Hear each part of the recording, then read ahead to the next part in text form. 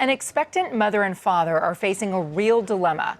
They were hoping for one baby, and they've learned 3 are on the way.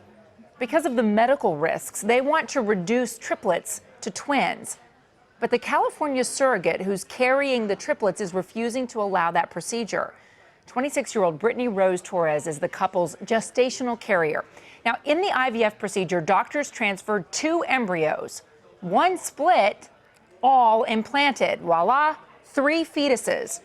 There are serious risks for a pregnancy like that. One of the biggest is premature delivery. In fact, roughly 90% of triplets are born premature. And the more premature they are, the greater the danger to their lives, to their health, and to their long-term brain development, lung development, their long-term development period. Okay, so the couple decided they wanted to reduce at a 12-week mark. Torres refused. She said she never signed up for an abortion.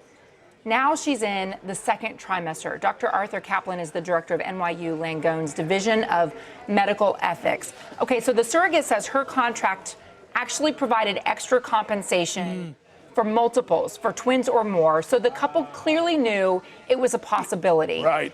Her suggestion is that she said, you don't want triplets, fine, I'll adopt one. She says that she had told them ahead of time, the only way I would have an abortion is in a life or death situation, and doctors say there's no abnormalities here. Okay, you're basically pitting a woman's right to choose what to do with her body against a mother and father's right to choose what's best for their future children. And I'll tell you, Contessa, even though it looks murky and sort of a square off on both sides, the surrogate is going to win because nobody, even if you contracted it in clear English prose and said, you're going to have an abortion if we say so, it isn't going to happen. You can't waive that right to control your own body.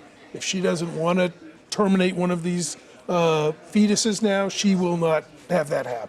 Any mother who gets pregnant with triplets gets told by her doctor, there's real risks. High-risk pregnancy. Exactly. By the way, not good for the mom. So she's at risk a little bit trying to carry the 3 infants as well. She has her own health thing to reckon with. Nonetheless, it shows us a couple of important things. One, there is no law that governs any of this. California allows surrogacy, but it doesn't spell out anything. If you want to work these things out in advance, it might be useful to say, you know, what's your view about abortion? Let's go through all the scenarios. You know what happens? The surrogate doesn't get their own lawyer. Nobody demands that. The couple who's got more money and usually more resources, they have the lawyer. The surrogate enters in kind of blind, if you will, relying on the commissioning couple to give them legal advice. And you're saying that no court of law would ever force a woman to undergo an abortion, or as it's called in this situation, a reduction. Never happened. That much is clear. I worry about a slightly different scenario. Let's say the babies are born premature and the couple who hired the surrogate says, you know, we warned you about that, we're walking. Maybe the woman was willing to adopt one of the, so to speak, extra children that weren't expected. She's going to take them all. Are they going up for adoption?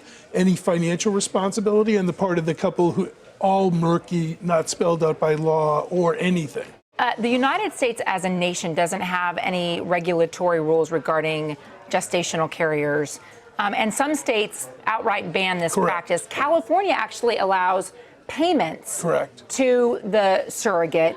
Does that strike you as odd in a nation like ours where we tend to frown on paying cash to someone to use their body, that we allow someone to accept payment for using their body for 10 months? It does. And by the way, Pennsylvania just made it legal literally a few days ago. So states are changing, the policies are moving.